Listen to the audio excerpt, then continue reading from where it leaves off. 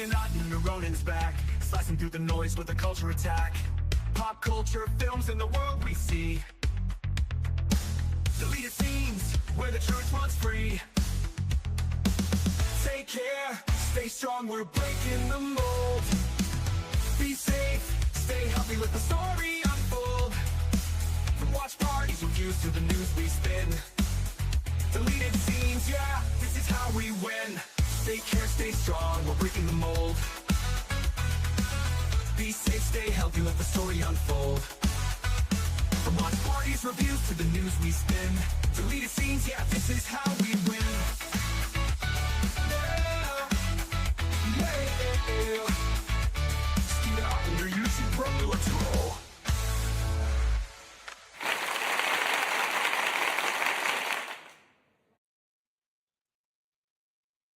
Good evening, ladies and gentlemen out there in YouTube land. I am Deleted Scenes, human being American and YouTube Ronin. I'd like to welcome you to tonight's episode of Reserved Seats. I want to start off by saying hello to everyone currently joining us on X and Rumble. I can't see you, but I know that you're there. We have some friends here in the chat. I'd like to say hello to them very quickly here. Tree Rock Creations, friend of the channel. Faithful Blue Wrench, channel member, the Bird Woman of YouTube. Watch out for her channel, Fluff Chick Productions. It's Connie Clary. Bringing the Geeky Geezers raid, Last Call, Troy Pacelli. Followed, of course, last but not least, by Netters Network. FKHC 2005, sometimes known as Tim. All right. My guest is waiting patiently backstage. The most violent woman on YouTube. If she has like one of those staple removers in her hands, rushing death and grief. If there are two, abandon all hope.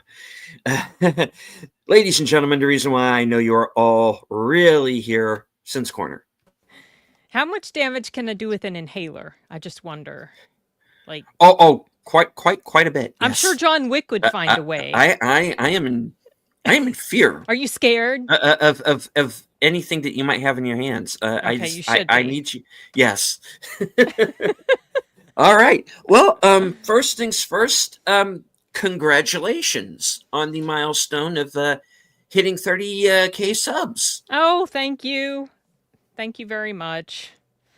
Unfortunately, subs don't always equate to view count.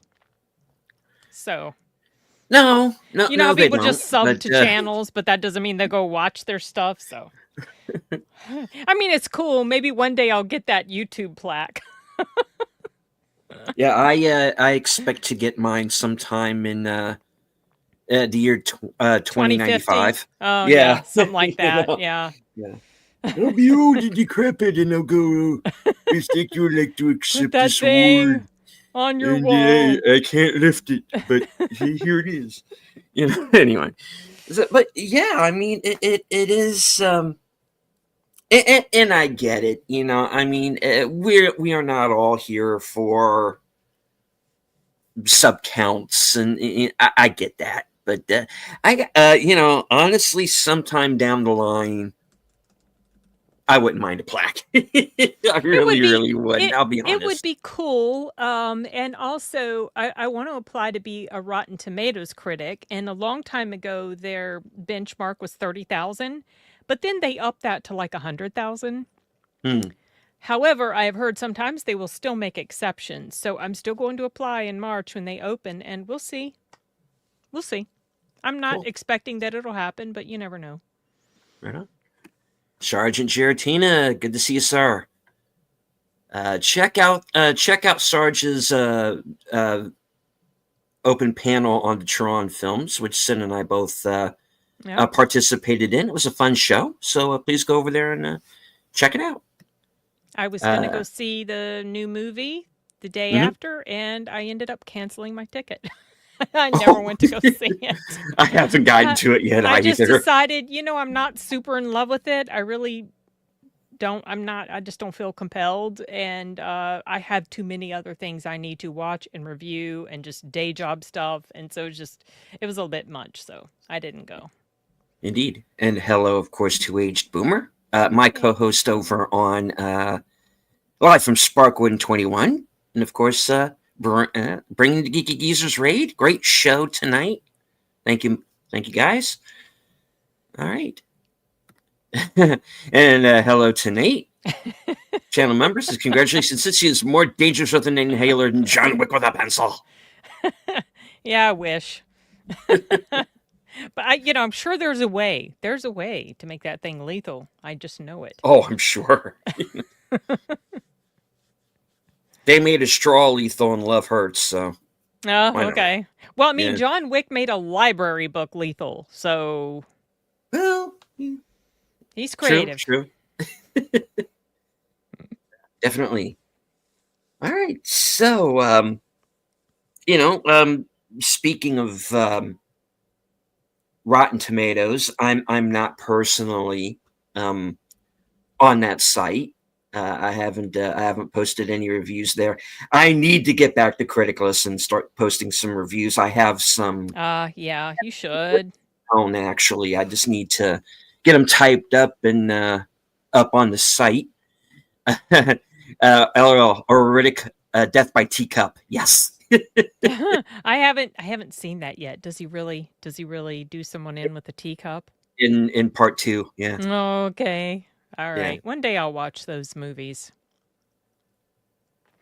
Yeah, they're interesting because Pitch Black is very much in the vein of Alien. In fact, it was Mm. originally intended to be an Alien Oh, screenplay, and that's when interesting. when that got rejected, he kind of changed some things around, and Riddick was born.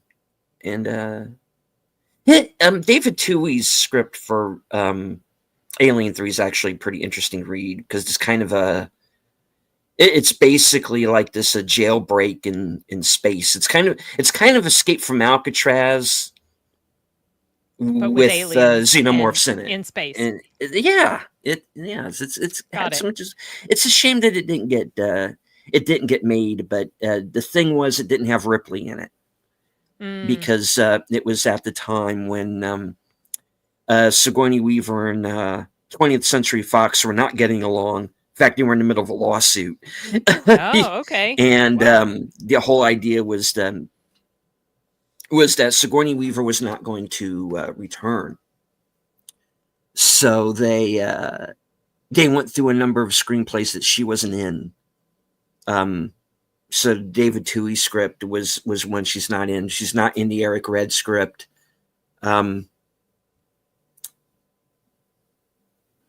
In the version that William Gibson wrote, which was pretty much a Hicks and Bishop story, she gets knocked out, and, goes into a coma into cryotube after an alien attack, and so she is like asleep The throughout bulk that of the story. entire story, and they like ship Newt off to some grandparents that she magically has, and that's kind of it.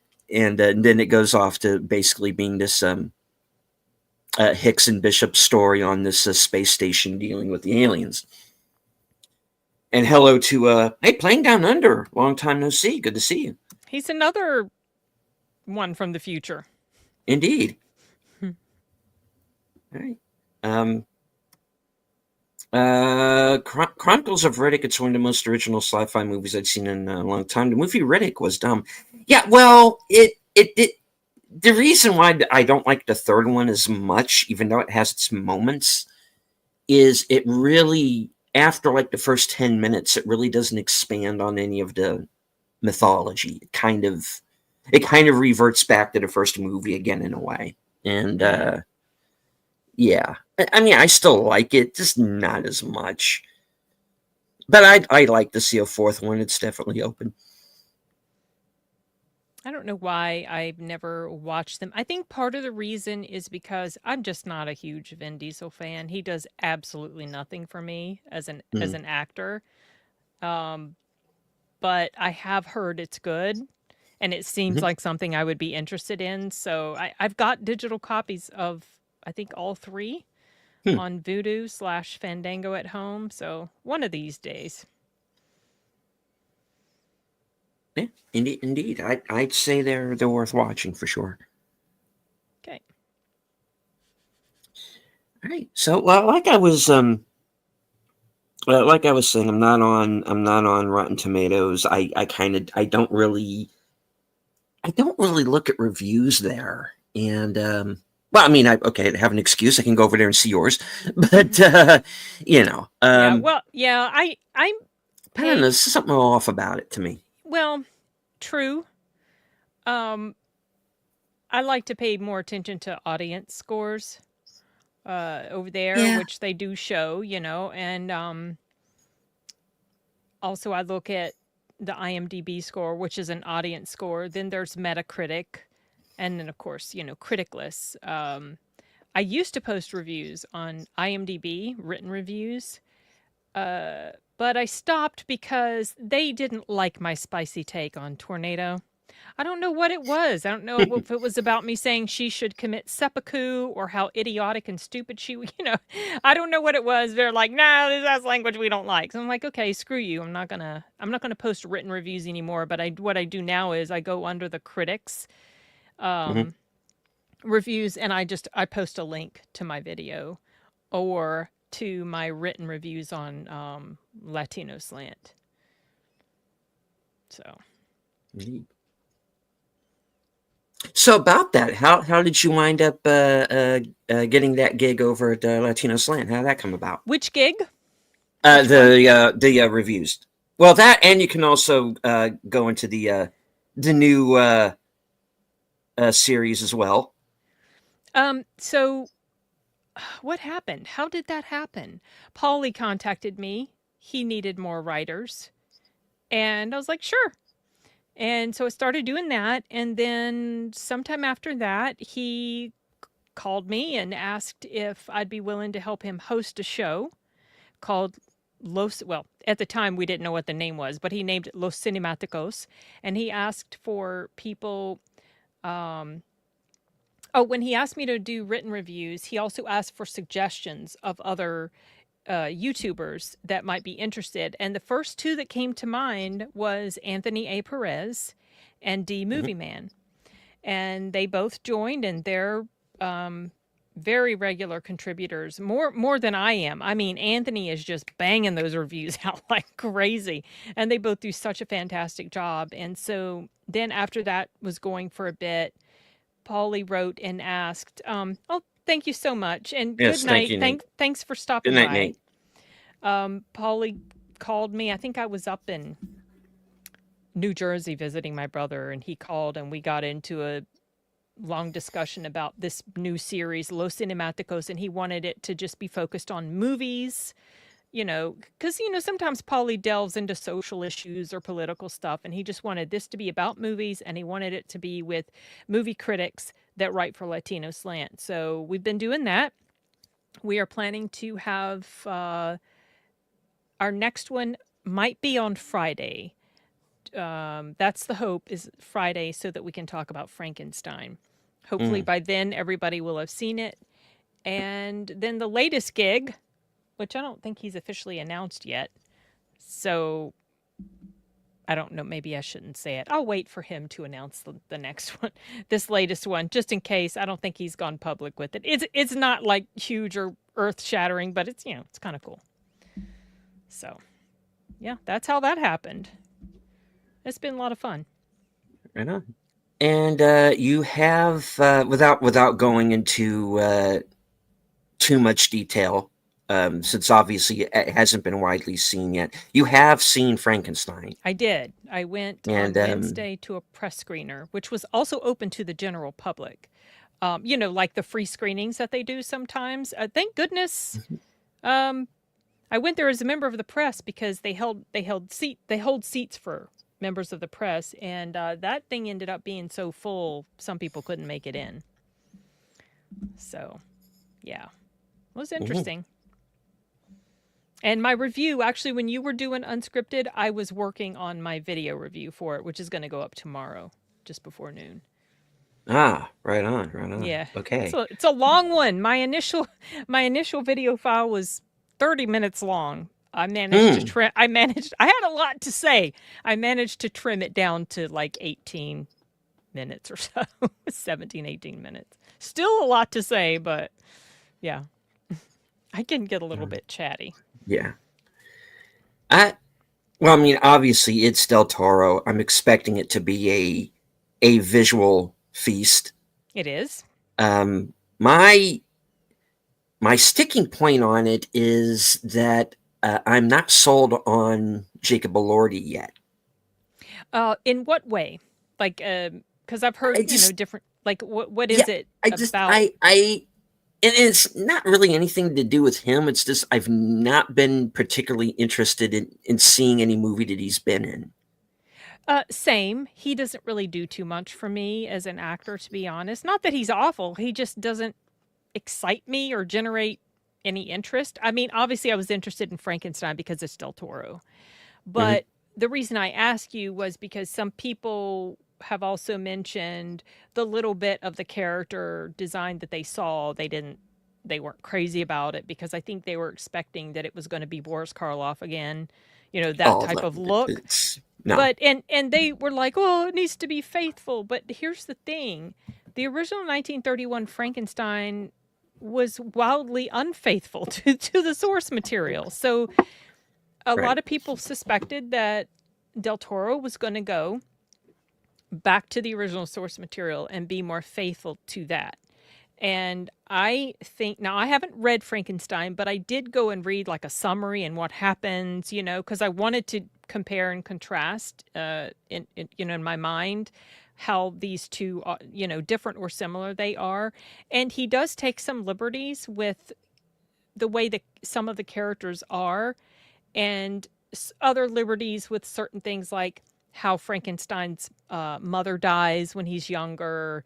The relationship between him and Elizabeth is different than it is in the book. And of course, the character of Frankenstein is a bit different than the way he is in the book, as well as the character of the creature. As far as the creature design, I had pros and cons to it. So, you know, I go into that in more in depth in my review. Mhm. And I don't know, maybe people who watch it will be like, no, I have no issues, or they will feel like they were really cheated because he doesn't have bolts in his neck and a flat top head and big huge platform shoes. We'll see. No, which I wouldn't have expected anyway, honestly, because that's kind of a double-edged sword. Is because you have the people who go, well, it's not faithful. Then at the same time, you'll have people turn around and if he had done that, say, oh, he's just ripping off the original Right. film. Yeah. So it's kind of like, you can't win either way. And hello to Clue Hey, Studio. Good to Clue. see you, sir.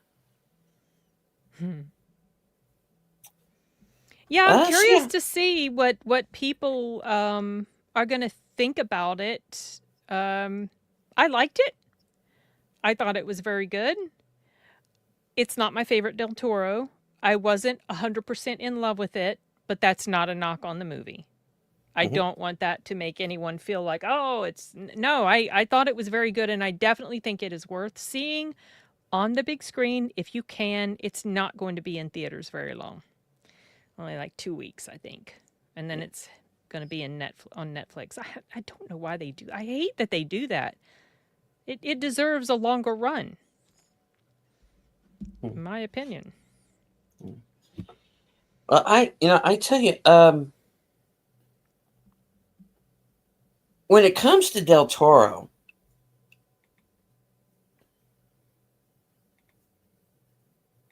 you know, I mean, Shape of Water was the movie that won Best Picture for him, Yeah, and I hate that movie. and I feel like that movie was just like a mixtape of his better movie. I kind of feel about it the same way I feel like about Alien Romulus. It's just to me, it's just like a mixtape I see. Yeah. of like his other films. Well, But I did like um,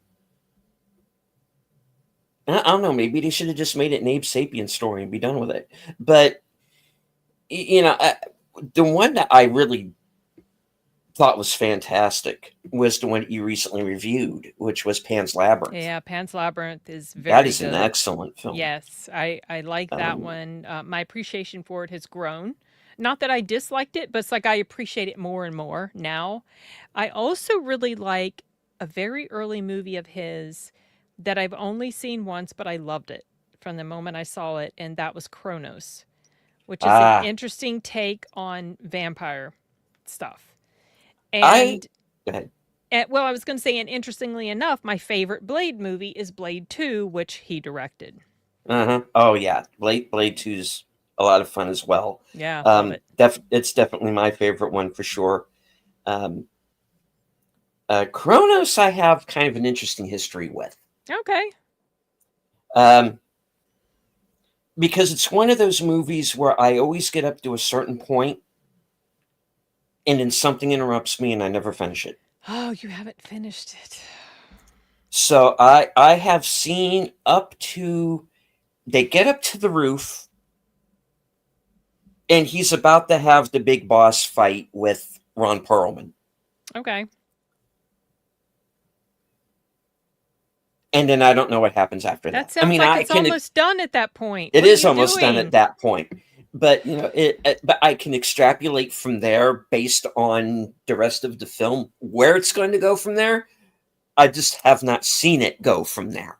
We only have a few minutes left. I know. Get So going. I need to find it and sit down and watch it, and yeah. So it's how it is. But yeah, um, I'm actually a fan of Del Toro's movies for the most part, with the exception of The Shape of Water. I did Um, not like that movie at I all. didn't know, I and was very annoyed, and so annoyed also that it got, like, of all of the films for him to win what he that one, won, that? Are you kidding me? What the yeah, heck? No, I couldn't. I'm sorry, I can't get past the whole bestiality thing. Just can't. Nope. yeah, Gross, gross. So that movie did pretty much nothing for me, except I did like the time period it took place in. Obviously, the acting was great, but the yeah. storyline just no. I thought it was just too predictable.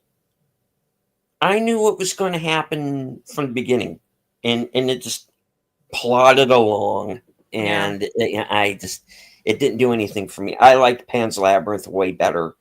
Um, like I said, that's definitely my favorite of his. That and then Blade Two. I Mm, like the Hellboy movies quite a bit. they're Um, okay. They're all right. I don't hate them. They're okay yeah, to me. But I'm not huge I into have fun with Hellboy. them. Yeah, A lot of people like them. Yeah, I'm just not huge into Hellboy. I would watch them 10 times over rewatching Shape of Water though. for sure. And the one I never got around to was The Devil's Backbone. Oh, he didn't do that though. He didn't direct that. That's not I his. thought he did. Mm-mm. No, he. And what Clue. I do. am I I thinking? well because I think he's connected to it in some way, but he did not direct that movie. And I only know that because I Oh, watched it and I paid attention. I even did a review for it. That's a fantastic film, though. I highly yeah. recommend that. It's a very, very good ghost ghost movie. And no clue, I do not hate Hellboy. I'm just not super in love with Hellboy. Yeah. I yeah, I do like the Hellboy movies for the most part. The David Harbour one, I never saw that one. I maybe never watched it. maybe that's the one that Heard it I was would say is terrible. probably the least of them. I actually like The Crooked Man quite a bit. I have I not thought that seen The was like a Crooked decent Man. film, I have not seen and that one. and, and I know not everybody likes that one either, but you know, um, it, it's not a theatrical movie. I get it. It does play like a streaming movie, and I even said that I think it's a streaming movie, but it's a good streaming movie. Let me look it up. Um, Hold on. The Crooked Man. you know, um, but that's That's the Actually, second one, right? no. That's the one that came out a couple of years ago. Uh, okay, I'm seeing there's a Hellboy called The Crooked Man. Uh-huh. Is that the one with Dave? That's not the one. Is that the one with David Harbour in it? No. No. Oh, That's after. is it just called The Crooked Man? I'm having trouble finding which one you're talking Uh about. oh. Okay. Oh, Hellboy That the Crooked Man Hellboy the Crooked Man. Yeah. 2024. Yep. This isn't a whole other one. Wait, is this? Well, who is Hellboy in this one? A guy named Jack Oh, Kesey. Jack. Oh, okay. Yeah, the guy who played the lieutenant in The Outpost. Yeah. Oh, okay. For whatever reason, this one totally escaped me. Oh. Okay. Okay. That's directed by someone I don't recognize, but all right. Okay. But I think Brian Taylor. I think. Yeah, Brian Taylor. I Yeah, don't Brian Taylor. recognize. Oh, thank you, Yeah, Clue. he You Hello, got a Clue. Yeah, super thank you, Clue. chat.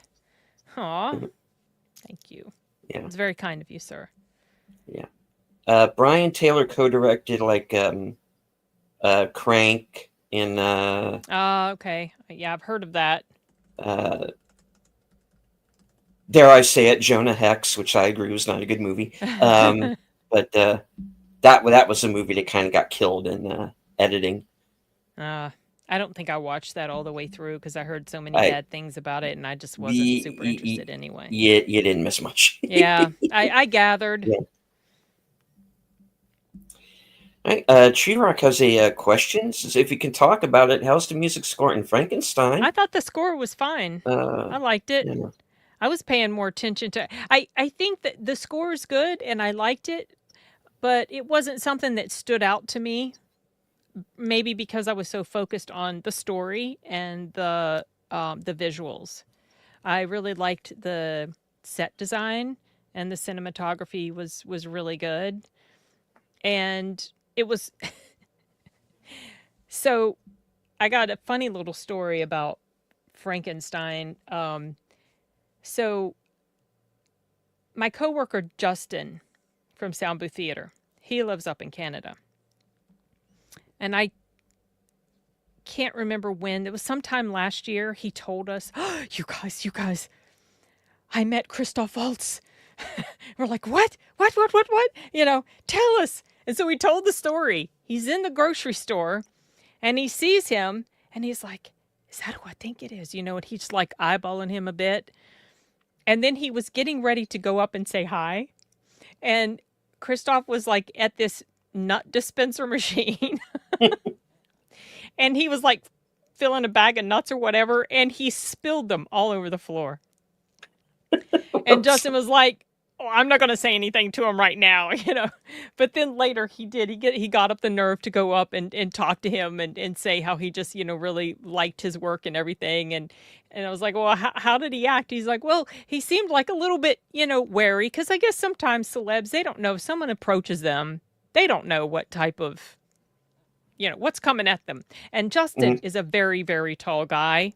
He's almost as tall as Jacob Elordi, who is extremely tall. I did not realize until the movie Frankenstein how freaking tall he is.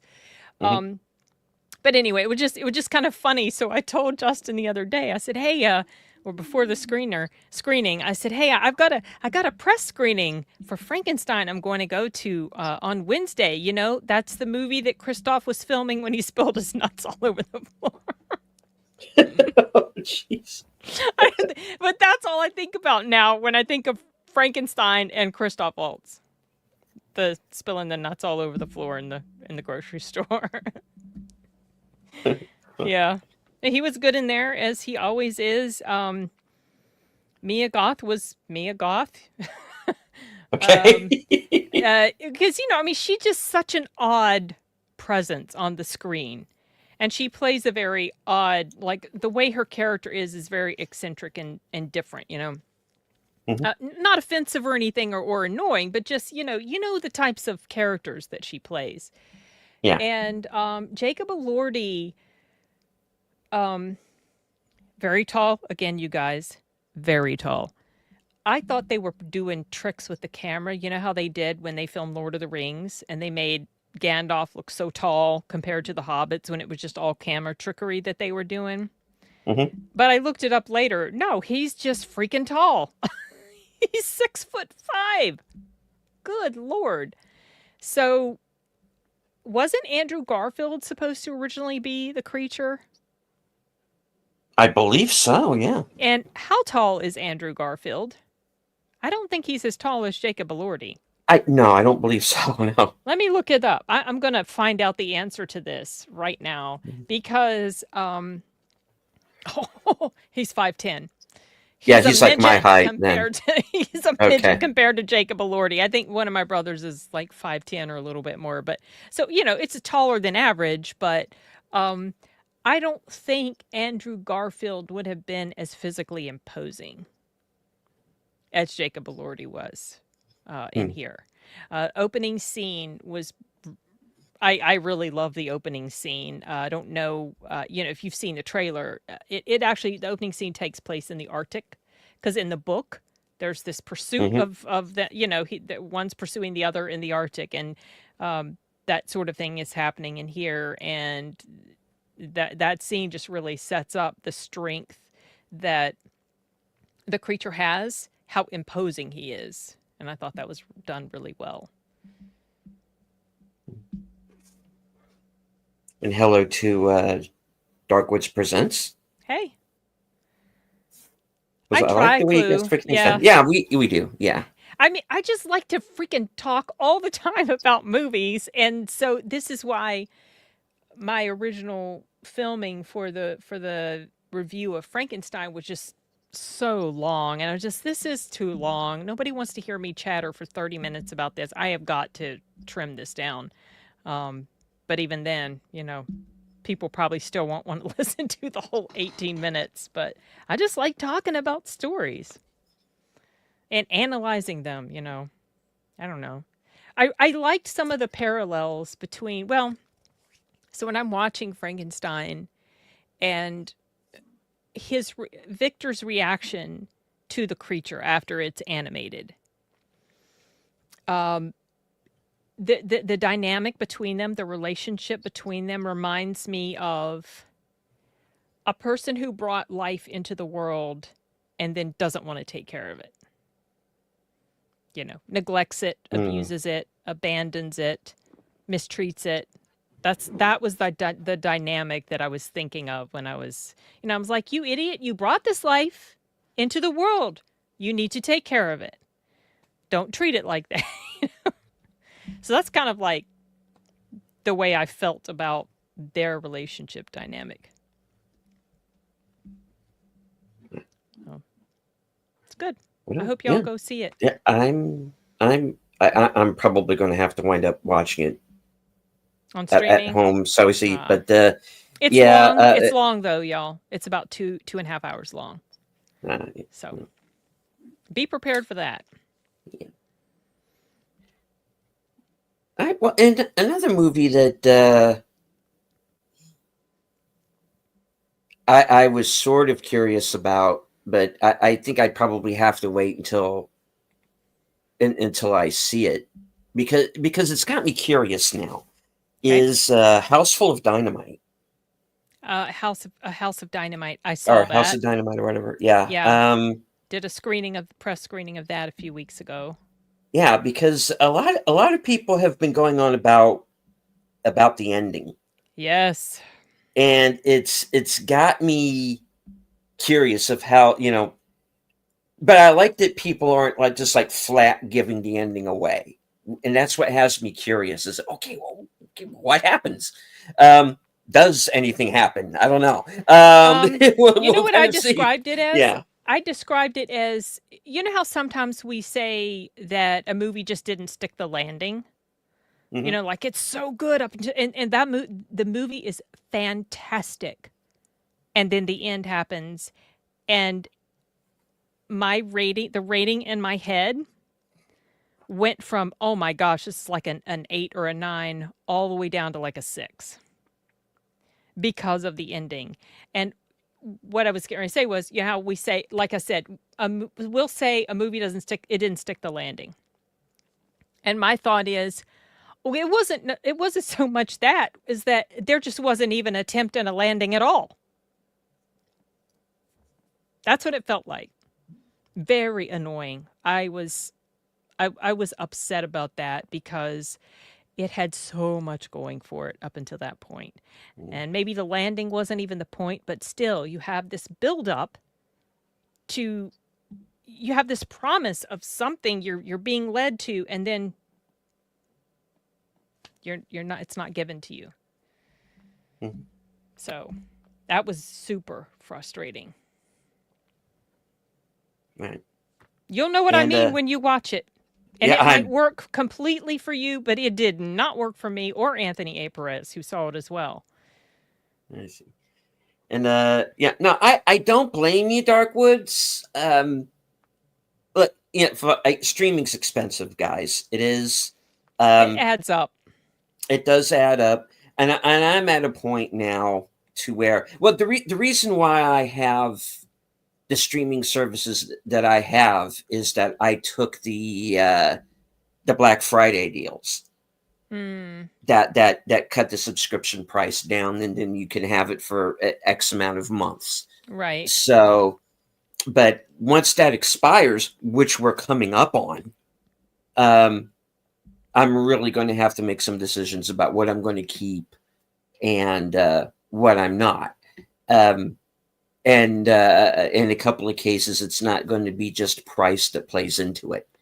I'm keeping the Amazon bundle for now, for sure, because it's just easier. And plus I get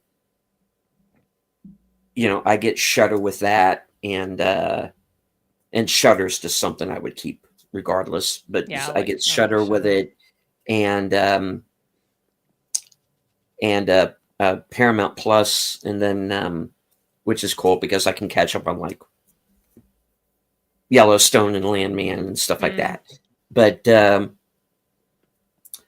and then this thing I don't even remember ordering, but apparently I did. I got that Kino Lorber streamer.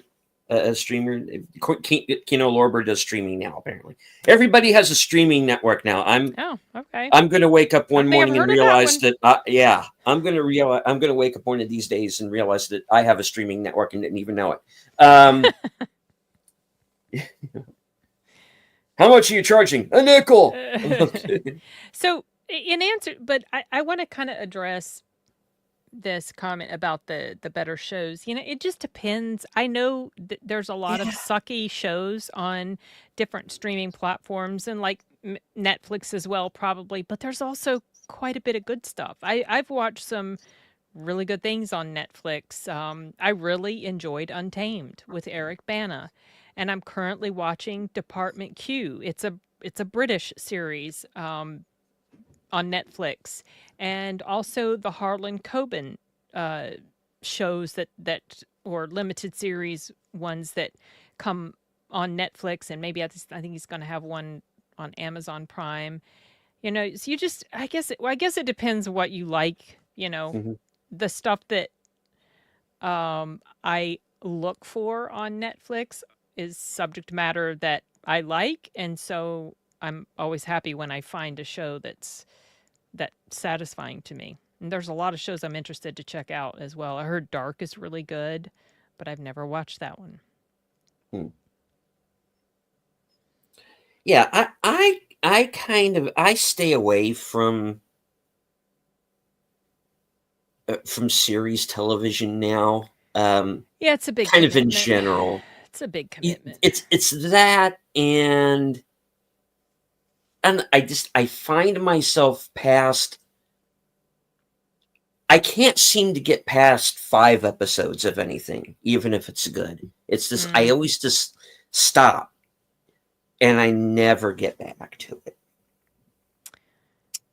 Yeah, that I get that. There's a lot of series that I've started and haven't stopped. But then there's also series that I force myself to continue watching, Uh-huh. especially if I've been given a screener for it. So like if Netflix gives me a screener, I will watch it. And Apple TV has a site for press, and they make their entire catalog available for nothing. Mm. The downside for Netflix, while they will give me stuff, it used to be that the press or film critics didn't have to have a Netflix account in order to get these screeners, but now you do. So Mm. I kept my Netflix account. I've had it since they were shipping out DVDs back in the early Yeah. 2000s. Yeah, I just have the tendency to gravitate now towards films, and even then, I think I'm going to be a little bit more careful about what I watch as far as new films are concerned, because I'm just finding myself losing interest in general Yeah. now, and and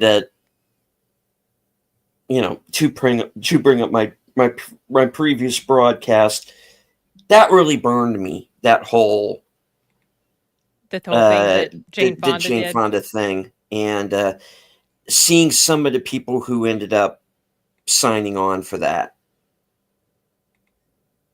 Yeah, that's There annoying. were And a some lot. there was some names in there that really broke my heart, seriously, and it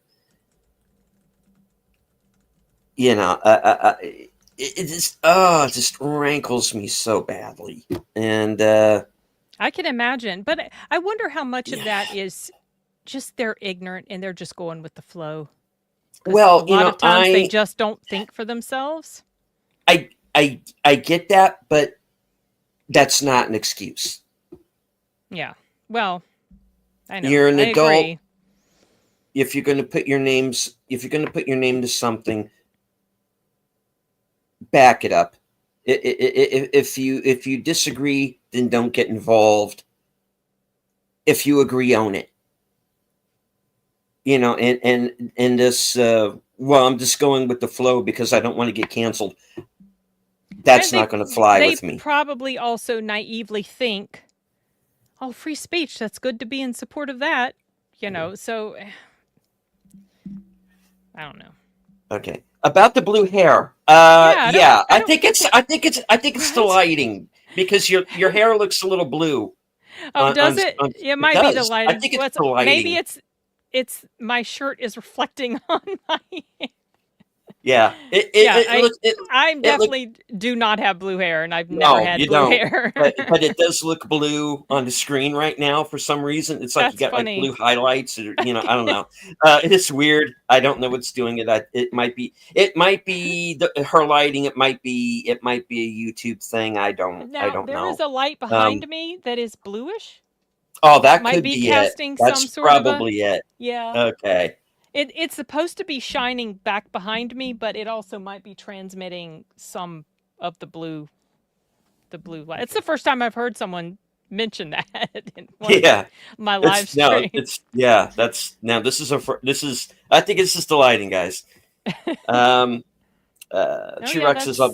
Have you that's seen here. Back to the Future? Yeah, Back to the Future is being re-released. I think it'll actually do well A in lot of films are comparison being to. re-released, Yeah. y'all.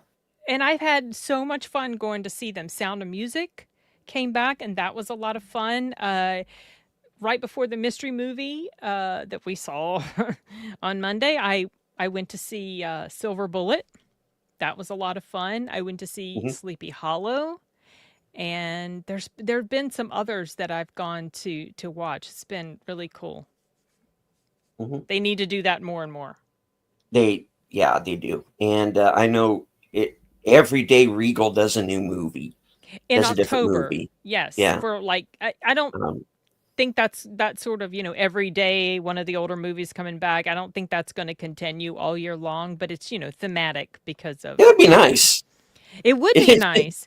The yeah. only I the mean, only downside is um they're only there like one day.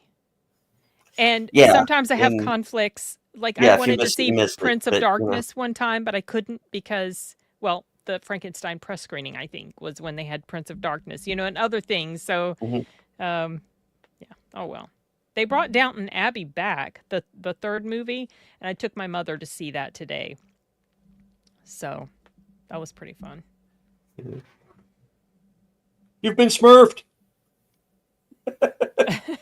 Yeah. Yeah, it happens. Well, it's don't let your eyes deceive you. My hair is not blue. I can attest it is not. Okay. All right. So yeah, I mean I do think the But not older everyone movies with blue do hair well. is an idiot. I'll just want to clear that up. That's also I've true. seen some people with hair. You see them, and you're like, oh, I know the way they are, and then maybe you'll watch a video. It's like, oh no, they're not that way at all. They're They're actually like they're quite against type. yeah. So Sorry, go ahead. I interrupted I you. don't always go by that. Yeah. Very true. And then there are the people who look normal that are the ones you really have to worry about, you know, as it turns out. Mm-hmm. But yeah, it's a jungle out there, kids. Can be. And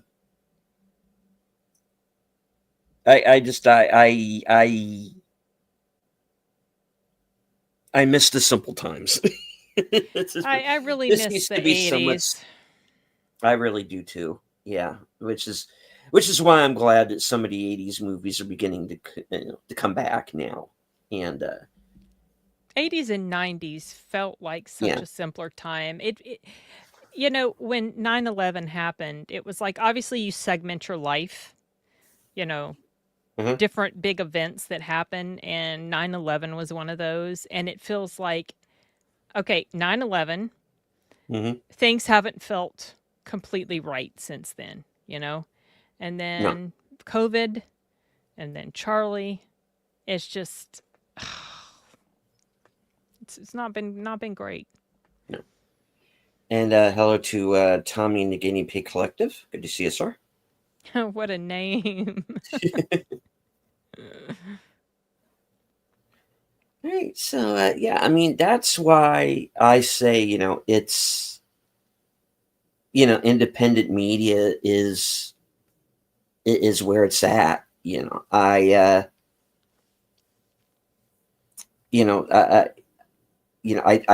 just threw some money to help a guy. I just threw in some money to help a guy get his movie finished. Last week, this guy got a hold of me directly. Who saw me on IMDb and just I Oh. guess decided he liked the cut of my jib. I guess and just said, hey, could you and then sent me all the information and all this and yeah, I'd like to throw in what I can. I don't know what how much good I would be able to do personally, but he made his completion goal, so the guy's going to be able to Oh, finish his nice. movie now. And Nice. it's already the hard part is over. He's already shot it. It's Oh, written. okay. He hired the actors. It's shot. It's done.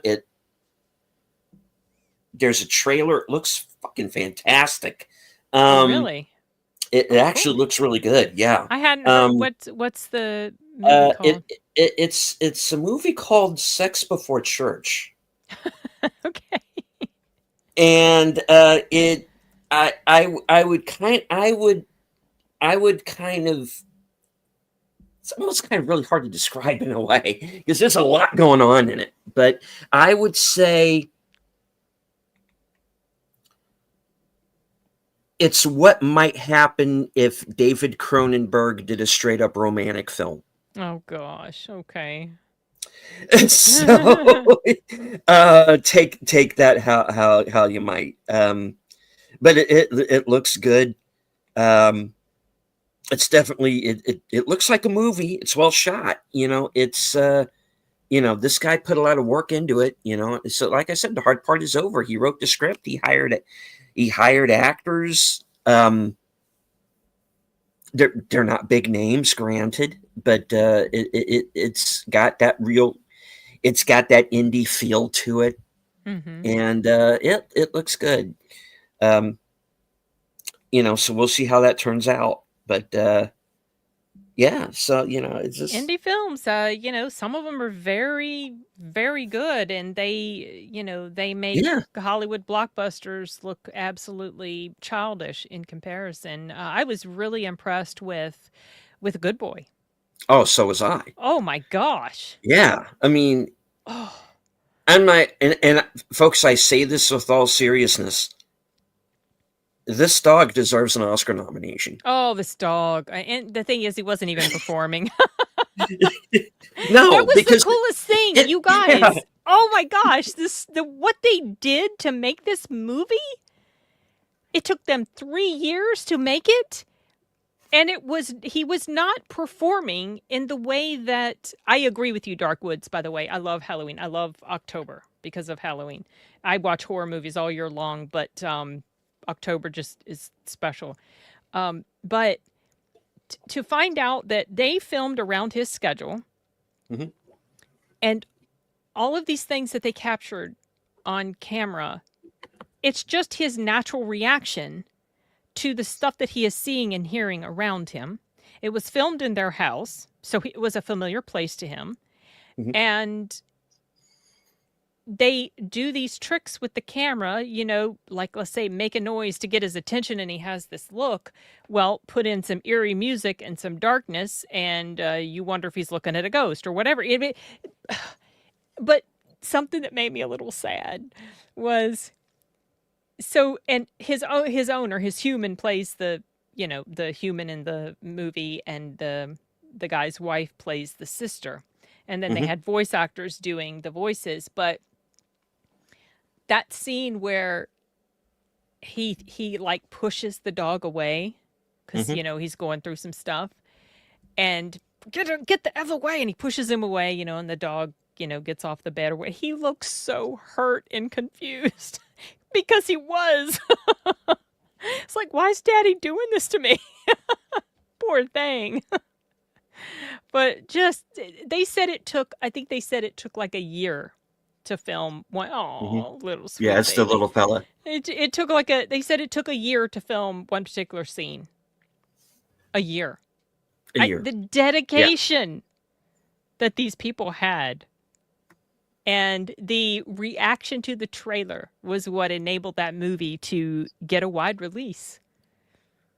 Because it was originally just going to either be in very, very limited theaters and then just go straight to Shudder, and it's still on the big screen. There was a showing today at my Regal. Mhm.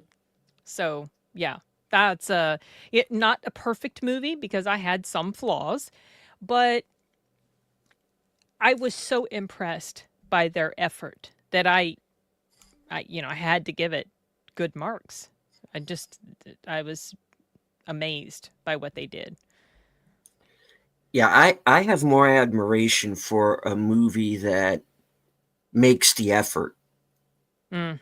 over a movie that has a much bigger budget and doesn't even try. Agree, because sometimes the less money you have, the more creative you can be, Mhm. and the better the end result. Yep. I'm For not sure. always impressed by a big budget. In fact, when I hear about how much money that they put into some movies, my automatic thought is that, oh, the writing's probably going to suck.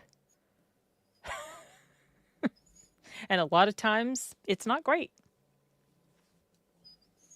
It's a No, shame. I mean, I balk at these big budgets because Yep. There's no reason, you're for it. not only is there no reason for it, you don't have enough people going to the theaters anymore No. to make that money back. Like I see it like this. It's like you're making product. There's no reverence to it. It's not this, and I may get smited down for this. I kind of it to me it was going to the theaters was always akin to going to church. It was you were always going to be. You got to understand how I was as a kid going to see movies. I was the kid who was like 9 years old. I want to go see Gandhi, Mm. Amadeus, the right stuff. Cry Freedom. I had a Cry Freedom poster up in my Mm. room as like 12 years old or however old I was when that movie came out. Um, you know, and the thing was every movie, even the ones that weren't as good, were still bangers. You were always going to be entertained in some fashion, or you were Mhm. going to find something. Like I said, if a movie wasn't as good, you were going to find something in it to like, and that was the thing. It is there was always this guarantee, and then you could go back and see movies, and then they don't have the big, because sadly there are no more newspapers. Because I would always open up a newspaper See the movie listings.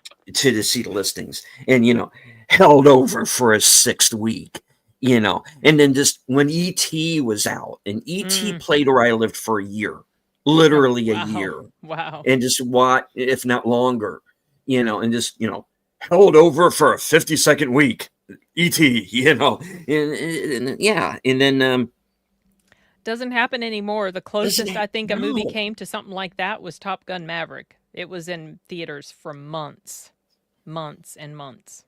Mhm. And going to the movies was always an experience, depending on which theater you would go to.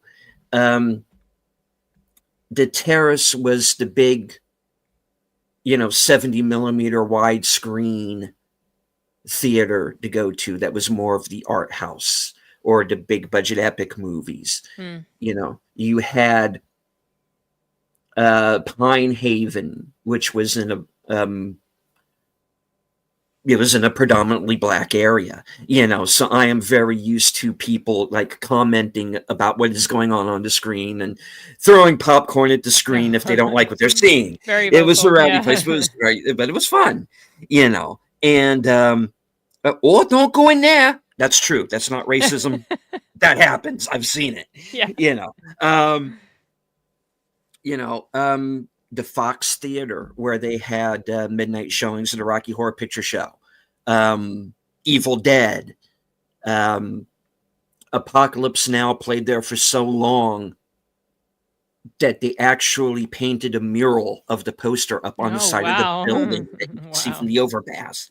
You know, um, you still had the drive-ins when I was a kid in North 52 in particular, which went from again showing kind of the newer movies to, and it eventually adult films. So it kind Okay. of made a bit of a turn, but yeah, it was, it's just every place had its own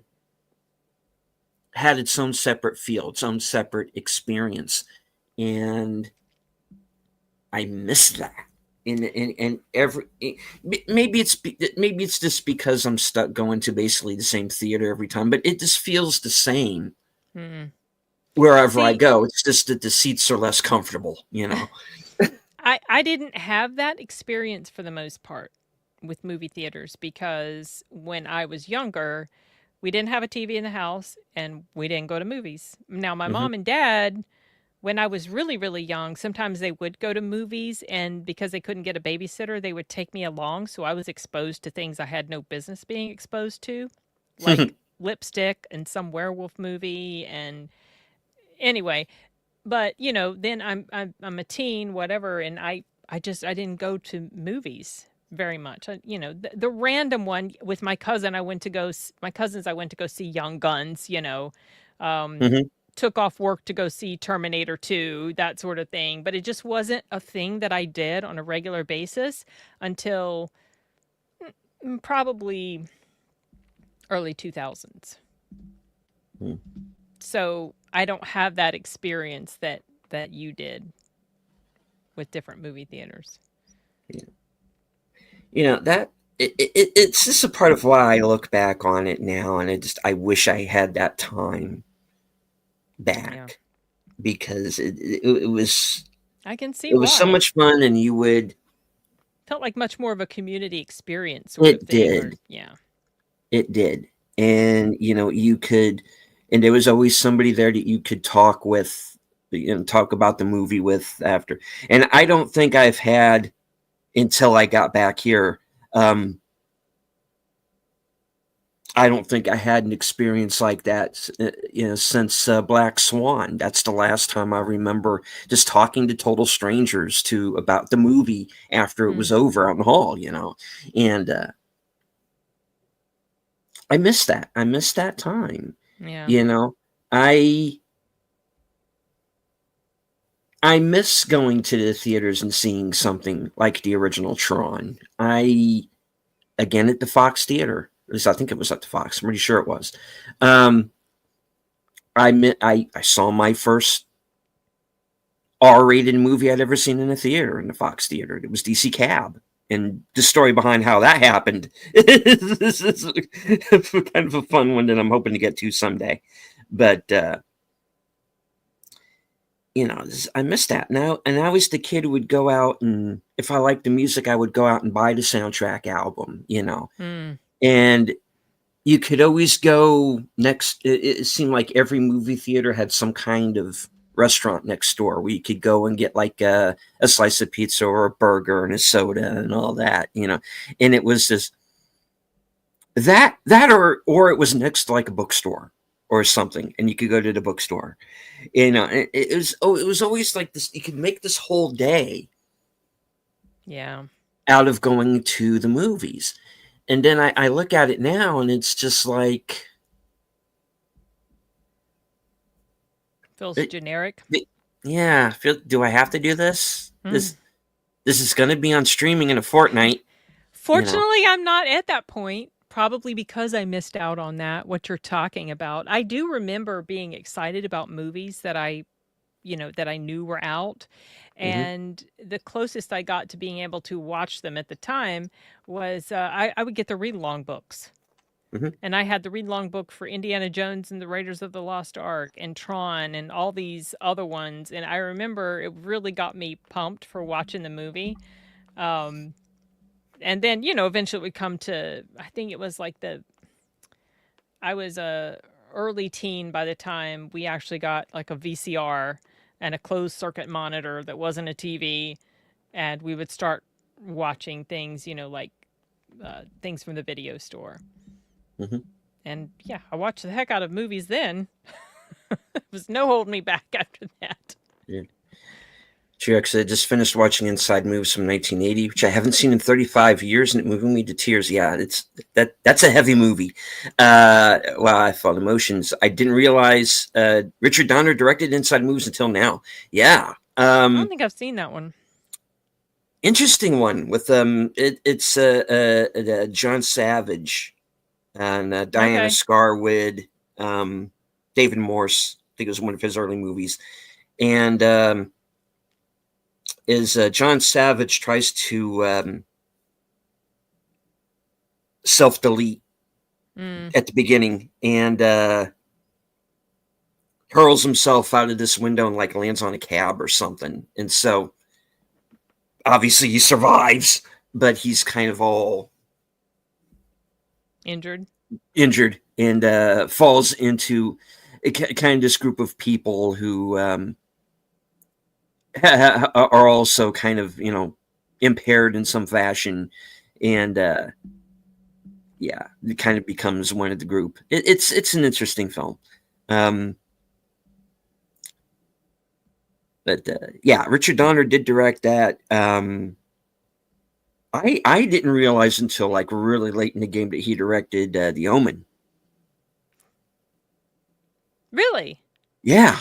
So he I had yeah. no idea. So, I yeah. didn't pay So attention to who directed it. I like he The did. Omen. It's a Yeah. good one.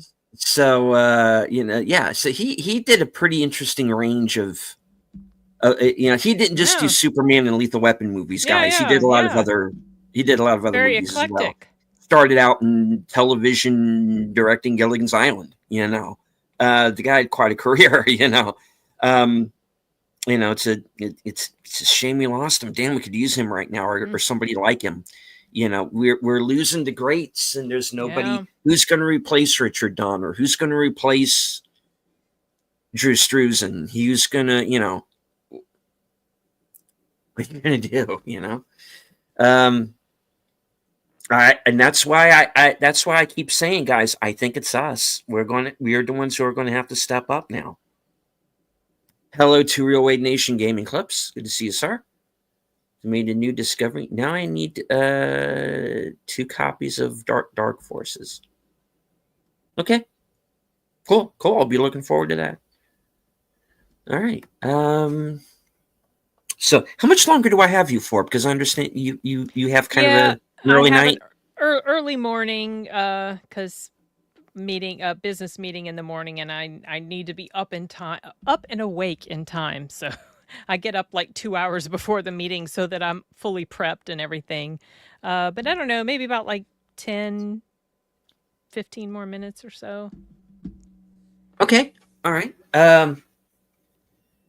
So, anything that you've seen recently that you think kind of got slept on? I think I know what you're going to say, but let the folks know. I've seen a lot, but when you say slept, I was thinking films I've seen that haven't come out yet. I recently finished That's true. Yeah. Christie with yeah. yeah. I'm curious about that one. Yeah. Watch that. Had never heard of this chick my whole because I don't care about boxing. I know of some boxers like Mike Tyson, Sugar Ray Leonard, Oscar De La Hoya.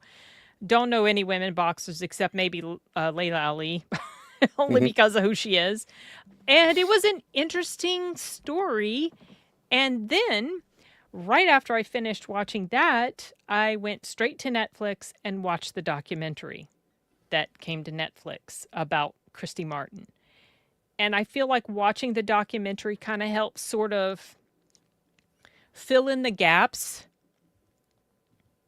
that were created by the movie, because they can't show everything, and also kind of make it it kind of sort of helps round it out or make it more it gives me a more well-rounded picture of her life and things that happened. That's a very dramatic story. I don't know if you know the story. I know a little bit. Yeah, it was. Yeah. I did not even realize that was Ben Foster playing her husband in there until a little bit later. I was like, "Holy cow, that's they have him. They have him pretty heavily made up from what I understand. And he looks a lot like the guy. Yeah. And I think that Sydney Sweeney did a really good job in the role. It's not a perfect movie. I have some issues with it. Just little things like, by the end of the movie, she's not convincing to me as a woman in her 40s. Sydney Sweeney is 28 years old. Oh, yeah.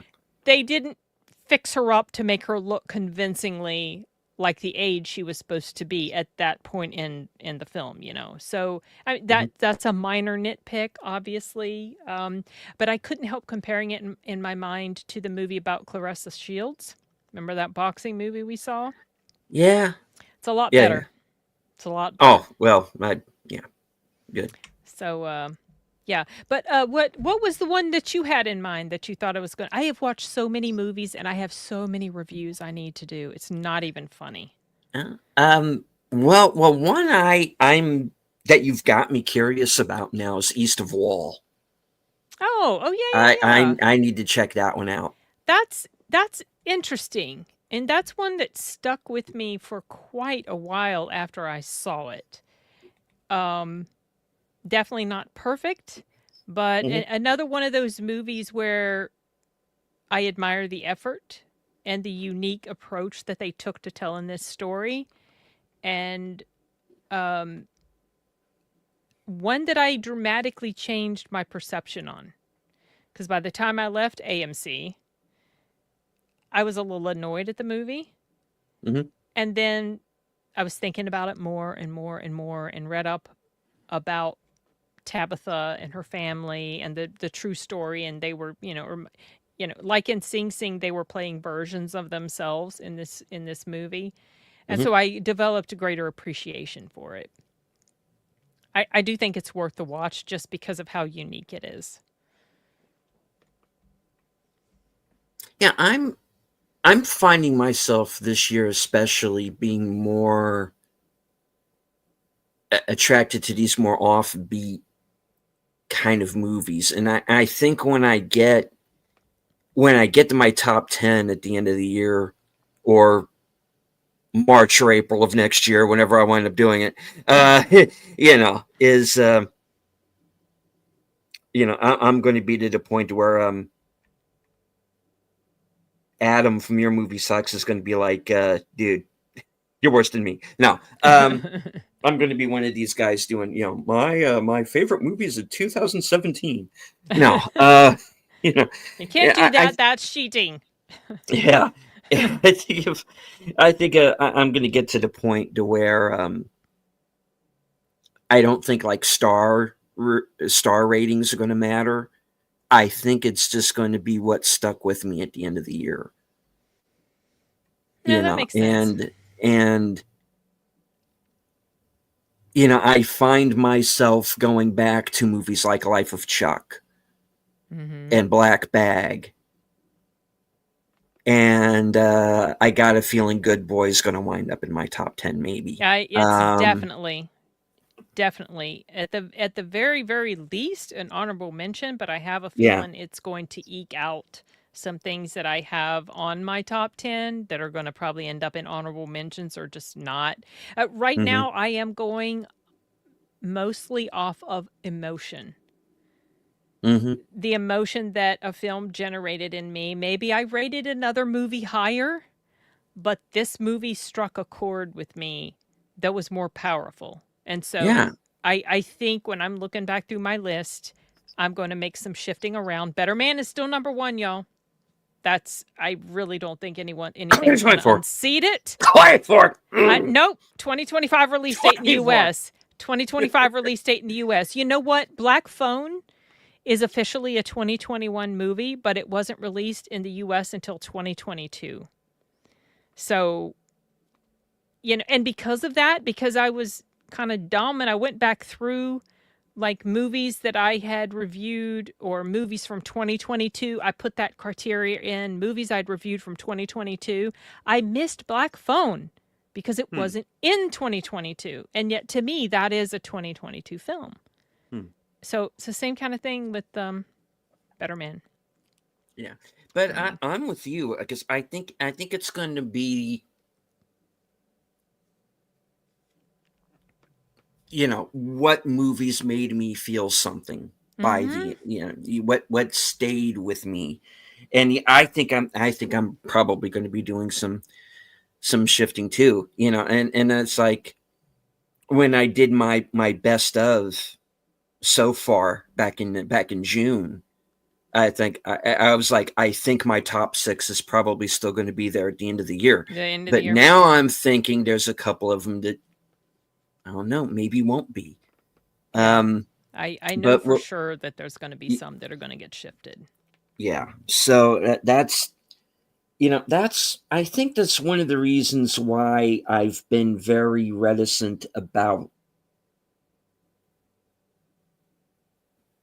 sticking to like my letterboxed or criticless pages because I've just been changing my mind and constantly shifting one movie over another and back again, and it's just like, okay, that one stuck with me a little bit more than these two movies, so let me bump that up a couple of notches. um it's kind of just where I'm at right now, and it,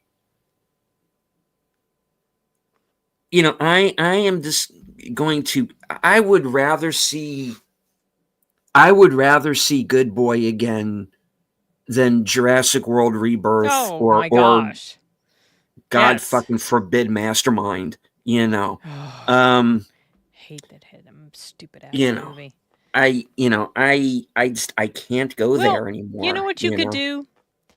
Because, on these sites, if you don't give it a rating, because you just want to go by emotion, then that means, then that gives it a 0 star, Hmm. whatever, which affects its score. You could create like a list of your own, an Excel spreadsheet, write them down, put your emotion reaction in the other column, Yeah. and then go back to that. Yeah. Yeah. So, or you could create draft reviews in Criticless. Can't do that in Letterbox, but you could create draft reviews and just not publish it, not star rate it. And for where you have your review, you could write your notes about how it affected you. Then you could just Hmm. go back through and look at your drafts. There's different ways you can keep track of stuff like that without, Yeah. committing to star or number ratings. Hmm. Chirac says The Senior's the best movie I've seen I haven't this seen year. that one. Yeah. Yeah. Michael Chiklis looked interesting. Haven't seen it. I think it's still in theaters here. I'd have to look, but it's one I'm kind of curious about. So I'm sure I'll see it at some point.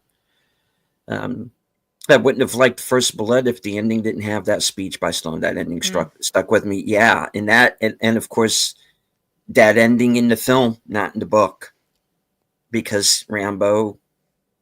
Spoiler alert for like a 50-year-old book. Rambo dies at the end of the book. No, okay. And then I never read the book. I didn't even know it was based on a book.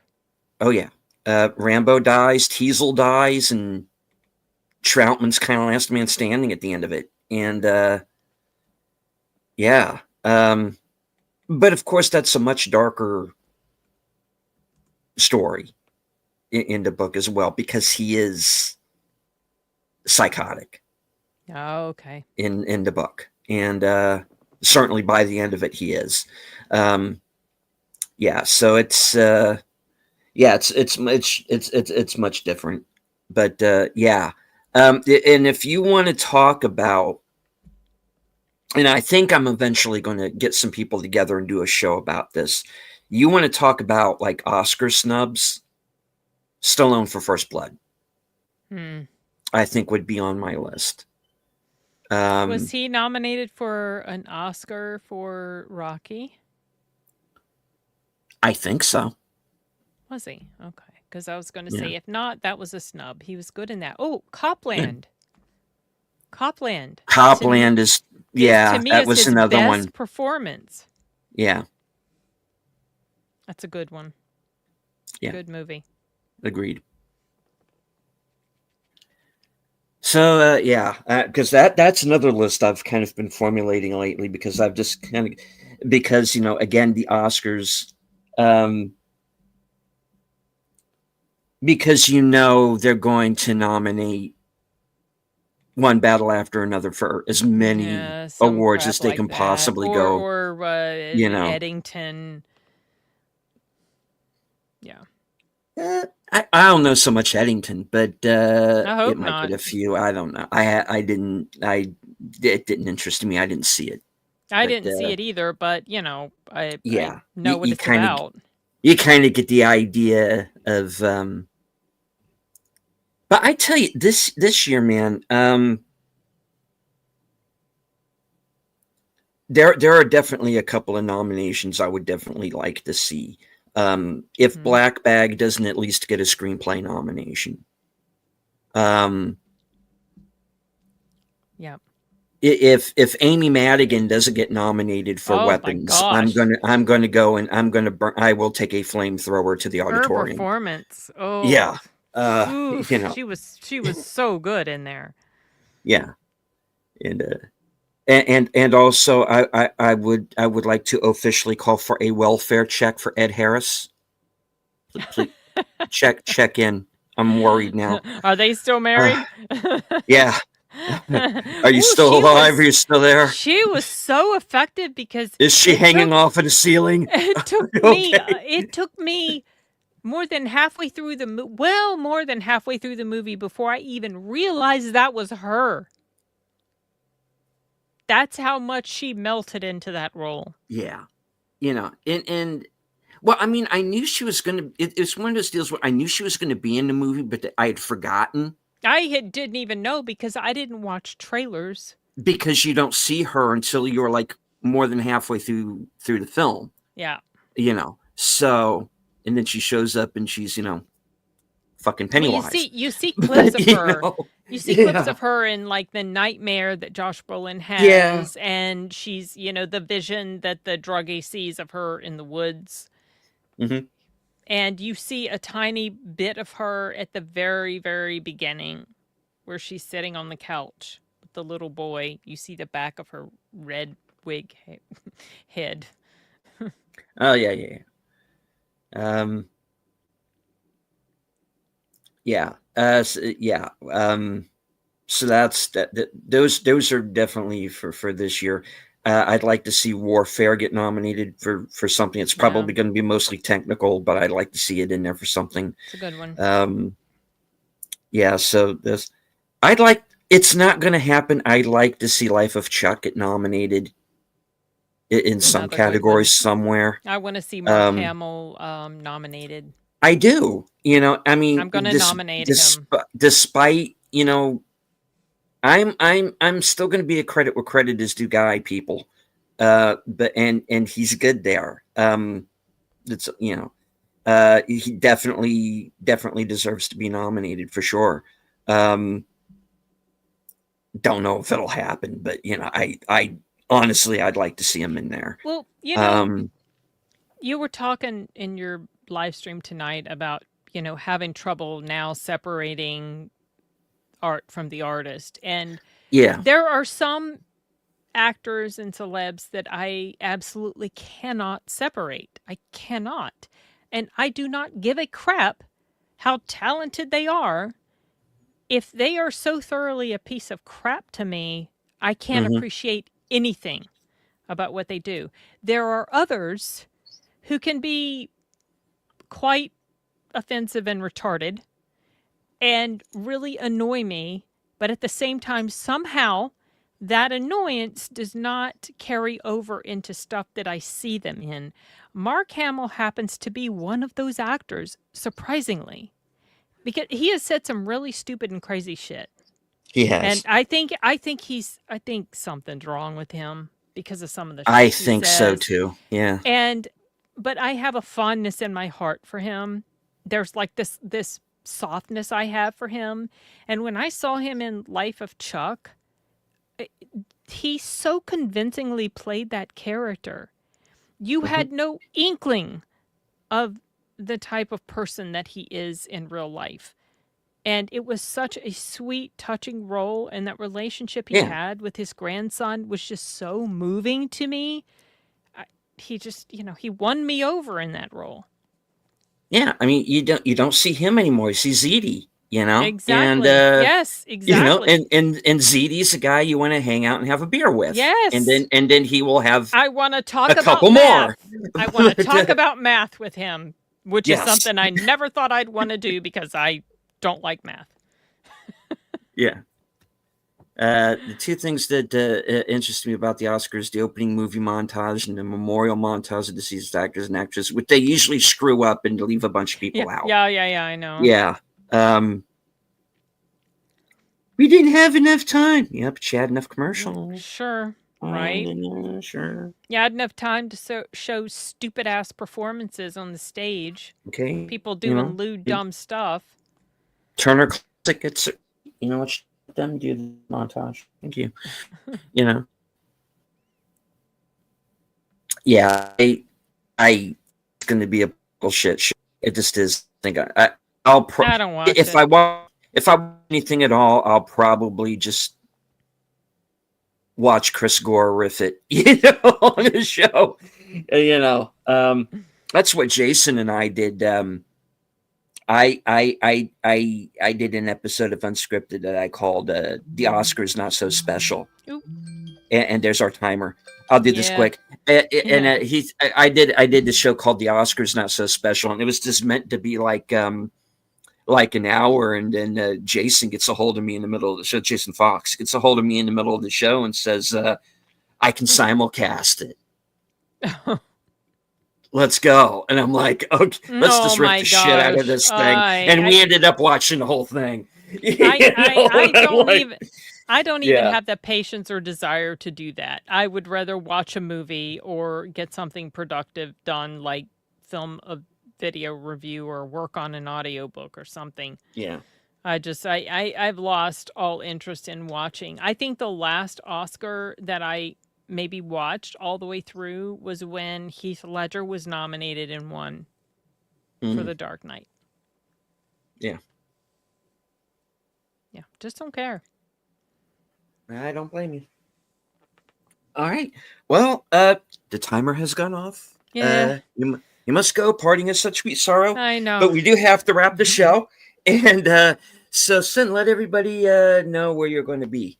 Uh, for the Where I'm next week. going to be. So, tomorrow, my review for Frankenstein is going to be on my channel. Mm-hmm. And I'm going to go see Mystery Movie tomorrow at Cinemark, which there's speculation it's going to be Shelby Oaks, which would be cool. I Hmm. don't know if I'm going to do a live stream the next day about it or just film a review. And on Tuesday, I'm going to be on Chainsaw Reacts channel. It's been a bit.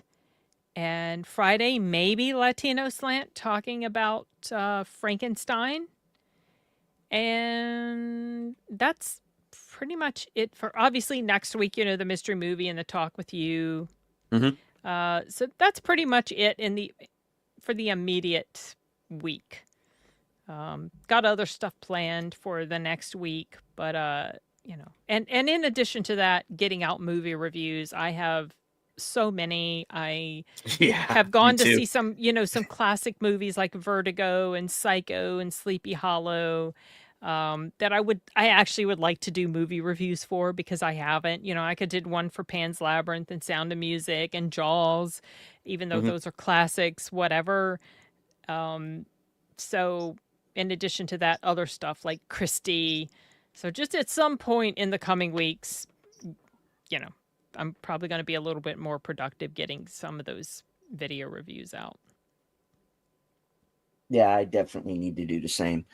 All right. As for myself, I will be joining Troy Pacelli along with the other members of his channel for Last Call Members Night at the Movies. The film this week will be the original classic 1978 John Carpenter Halloween. Fantastic movie. Right. So good. So, By the way, mhm. if I haven't mentioned it to you, whatever, you guys go check out the channel Michael Myers of Decatur. Please go watch that channel. It's this guy in Decatur, Indiana, who I thought he was still full time, but now I think he's out of the military. He was a full time Army guy, had been deployed a lot of times on holidays, and he had made a promise that whenever he was done or back home, off deployment, that he was going to make the most of it and he was going to dress up as Michael Myers and go around and terrorize his town. And he's been doing that since 2012. And his wife, probably around 2019, started taking videos because she used to take videos before and would share them on her Facebook page. But she started taking, somehow one of her friends was like, you have to make your page public and show this to people. She did that. It was so hilarious that after she did that, like the next day, their views and like popularity exploded. They got on TikTok, and like by the next day, they had 1 million subs, and it has become a thing now. And their youngest child is now involved in it, and he runs around as little mini Michael Myers. And on October 1st, they put out this video that I have just been obsessed with and have watched multiple times, where it's showing the Scream character, the Ghostface character. Mm-hmm. He runs out in front of, like, Michael Myers is standing on the sidewalk in front of his house. His wife is to one side of him. His little child, Harrison, is to the other side. He's dressed as Michael Myers. and Ghostface throws out the red carpet for Michael Myers, and Michael Myers struts the red carpet, strikes a pose at the end of the carpet, and it's done to the music of the Tattoo song, All the Things She Said. So funny. Please go watch his channel. His sense of humor is hilarious. He does crazy things like he'll go out on the town. He'll just like leave the house and she has no idea where he is. And he'll go to this building and like stand on the roof or ledge of this building and just stand there. Just stand there. And she'll get calls from people. Hey, Sabrina, Evan's standing like out on this building, or Evan's just like walking around freaking people out. But go watch it. If you love Halloween, please go check out his channel. Michael Myers of Decatur. You can find him in different places like here, YouTube, Facebook, TikTok. So, yeah. Highly recommend it because it's October. Yes, Indeed. thank you. Thank you. Oh my gosh. I love those people so much. It kind of helps with my exposure therapy because he's so funny. He's creepy still, but it's just hilarious. They recently went to a mall, got on the merry-go-round. Harrison was on one of the horses, and Michael just stood there like a statue as the merry-go-round's going around, and he's just standing there. And the people in the mall are like, what the heck? They got thrown out by a security guard because the guy's, party pooper. But it's worth the watch. You just binge their videos. So much fun. Mm-hmm. For sure. Yeah. Just All wanted to right. plug their channel. Yep, got it. And of course, up on the screen right now. So, all right, let's see. We're up to me, right? All right. So tomorrow, I'm going to be at Members Night at the Movies. So if you're a member of Troy Pacelli's channel, you can find me over there for Halloween. Tuesday, 8:30, we'll be live from Sparkwood in 21. And we are going to be watching the final 3 episodes of the David Lynch, Mark Frost series on the air. The 3 episodes that did not air in the U.S. So this is going to be a real treat. Find out how the saga of the Lester Guy show ends. Mm-hmm. Probably in total and complete disaster as it's been so far. Because they're the gang that can't shoot straight. And let's see. Thursday, I am going to be joining Outlaw Bill for Action Theater. This week's movie is going to be The Wolfman from 2010. Oh. With okay. Benicio del Toro and Emily Should Blunt, like that Anthony Hopkins. Yeah, I've been hearing some good things. I've never seen it. This will be my first chance. Okay. And then let's see. Later on that night will be my program Coming Attractions, where you get to find out what I'm going to be doing for the rest of the week. And that will be at approximately 11:15 or so, or right after Thursday Things is completed, whichever comes first. So join me right back here. All right. So, Sin, thank you once again for taking the time out of your schedule to join me for the show this evening. Absolutely. Anytime. All right. So, I want to thank everyone on X and Rumble for joining us tonight. I know there were a few of you. Hit the like, shout out the stream, all that good stuff. Thank you for joining us. I can't see you, but I know you're there. And I'd like to thank everybody who is here in the chat with us tonight. And I want to thank Nate and Clue for the super chats. Oh, yes. Thank you. Very, very generous. Mm-hmm. And I want to thank Dark Woods, Tree Rock, Railway Nation Gaming Clips. I think Connie was here with us earlier. Tommy and the Guinea Pig Collective. And all right, let me scroll up. I don't want to miss anybody.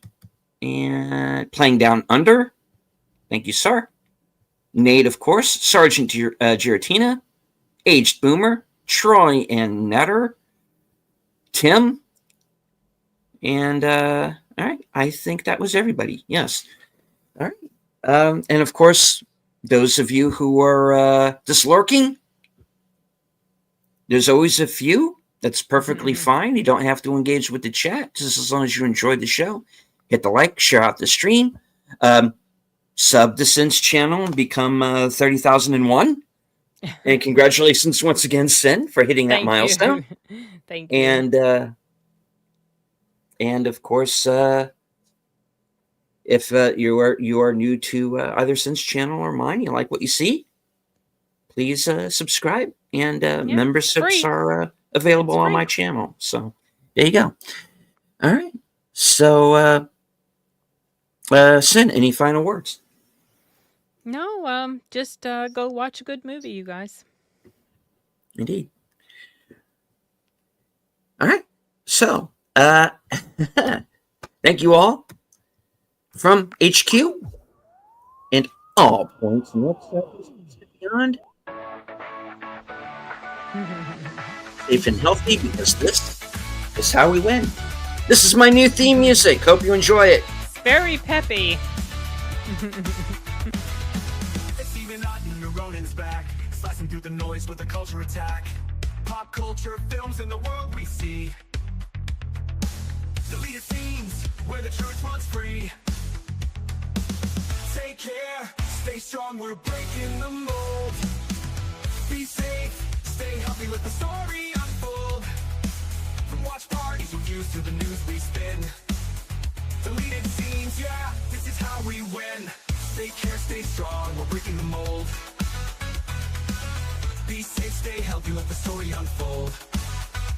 From watch parties, reviews to the news we spin.